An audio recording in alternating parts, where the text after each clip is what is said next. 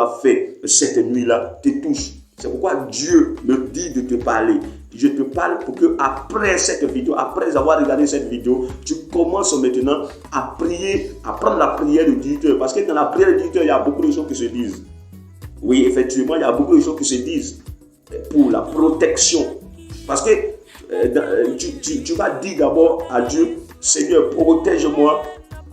Je sais que le monde des ténèbres s'est réveillé et ce soir, ils vont travailler pour faire beaucoup de mal, pour voler des bénédictions, pour envoyer des âmes en prison, pour attacher des personnes, pour essayer de prendre la vie des gens, pour faire beaucoup de mal, pour mettre les gens en retard. Vous voyez quoi? Satan ne peut pas faire quelque chose qui est bon.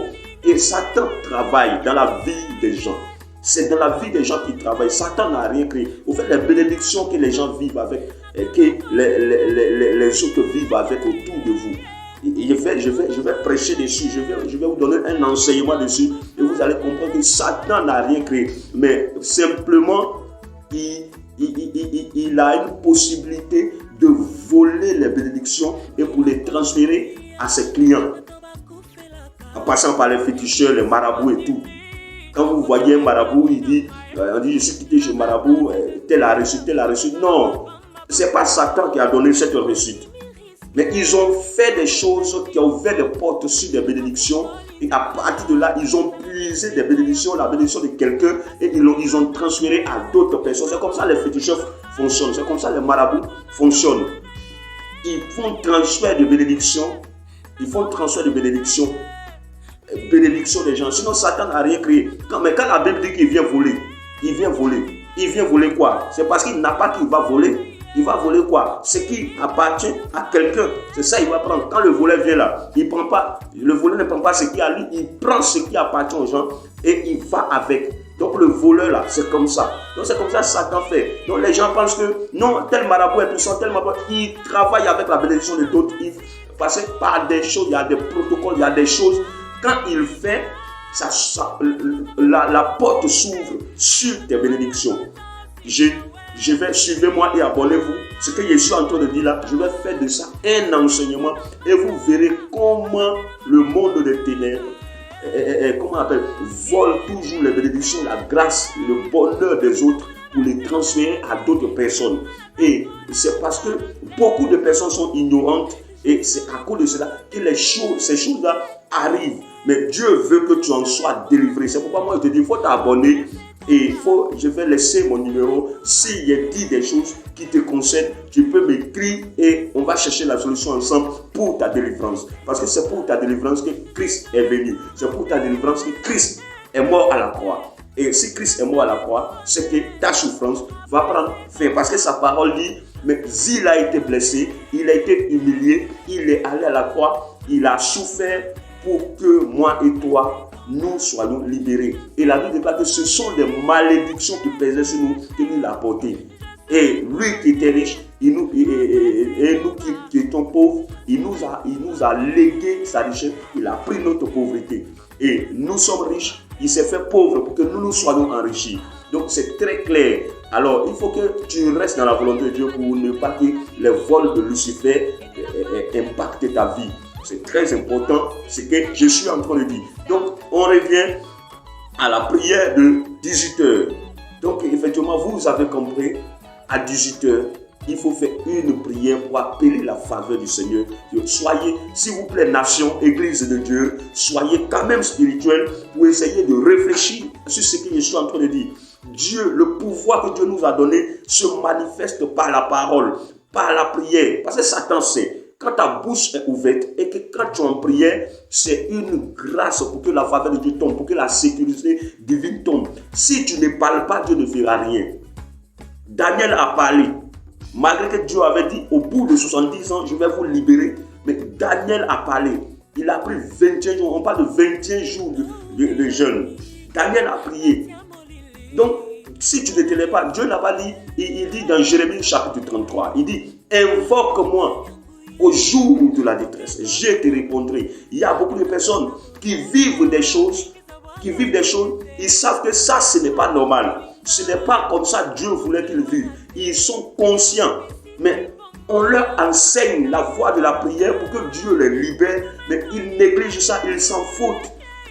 Donc, il faudrait que tu te lèves pour t'armer de courage, pour prier. C'est très important ce que je suis en train de dire. Un chrétien qui ne prie pas ne peut pas avoir la faveur de Dieu.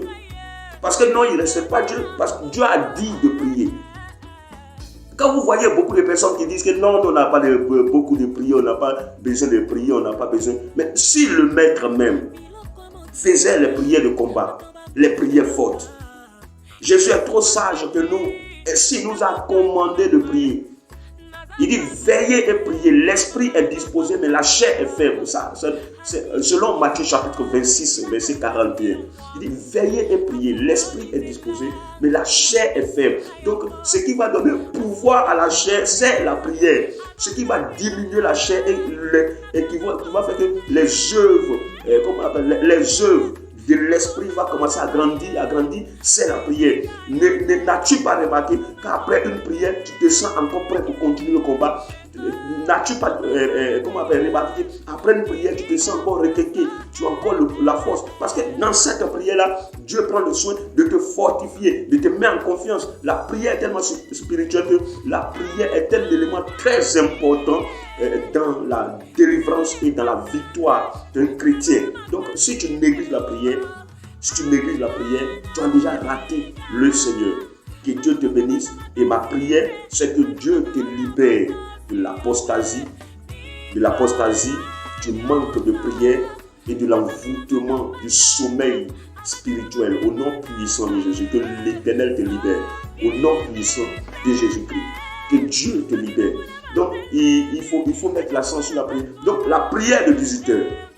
La prière de 18 heures, il y a des paroles simplement que tu vas dire. Et c'est avec la foi, tout en sachant que ce que nous disons là va s'accomplir. La Bible déclare que par tes paroles tu seras justifié, par tes paroles tu seras condamné. Et la Bible déclare qu'au jour du jugement, les hommes vont rendre compte de toutes les paroles qu'ils auront déclarées. Vous voyez un peu. Donc, la parole, c'est pour vous dire que la parole est puissante. La parole est tellement puissante que il faut prendre conscience de cela et il faut aujourd'hui se mettre dans la vie de prière. J'ai expliqué dans l'une de mes vidéos que tu peux dire non, je suis à l'aise, mais l'église a été créée, le but principal, Christ est mort à la croix pour que nous gagnions le paradis, pour que nous ne mourons point. Et Christ, après le salut et le sacrifice, nous a donné une loi. Et la loi là, on doit tout faire pour rester dans sa volonté jusqu'à ce qu'il revienne, jusqu'à ce que nous quittons la terre. Et Satan sait que si on reste jusqu'à ce qu'on quitte la terre, on ira au paradis. Mais il va nous encercler avec des choses, la séduction, les pièges. Il va nous mettre dans des situations. Et c'est pourquoi Dieu dit on n'a qu'à combattre pour ne pas qu'il puisse établir dans nos vies lui sa volonté, lui Satan. Donc Dieu dit de combattre et c'est quand tu combats, quand tu pries que Satan n'arrive pas trop à établir lui sa volonté dans ta vie. Donc comment tu peux négliger la prière, sachant que la prière fait partie de ta délivrance et du salut de ton âme. Donc effectivement, dans la prière de 18 heures, tu vas dire tout simplement que Seigneur notre Dieu, je sais que ce soir, les esprits méchants, le monde des ténèbres ouvre ses portes.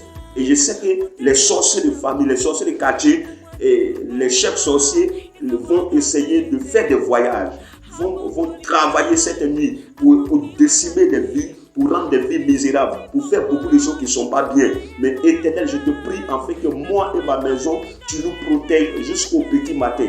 Que tout ce que Lucifer va faire cette nuit ne m'atteint pas au nom puissant de Jésus. C'est des prières simples. Des prières simples. Parce que quand tu déclares, quand tu dis, ça va, Dieu va s'appuyer dessus. C'est le protocole, c'est la loi. C'est la loi entre toi et l'Éternel. La loi exige que toi tu parles.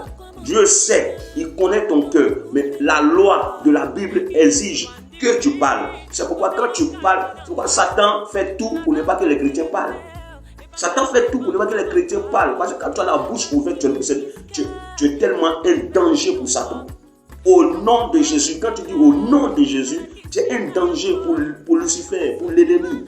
Donc Satan ne va pas te laisser prier. Donc écoute-moi bien, au nom puissant de Jésus, nous sommes en train de prier. Seigneur, que tout ce que le monde des ténèbres va organiser contre moi dans cette nuit soit annulé au nom de Jésus. Que tout ce qu'ils vont faire dans la nuit d'aujourd'hui pour empêcher ma journée d'être prospère soit annulé au nom puissant de Jésus. Que tout ce qu'ils vont faire, les vols, les malheurs, les envoûtements, les attaques, tout ce qu'ils vont faire cette nuit-là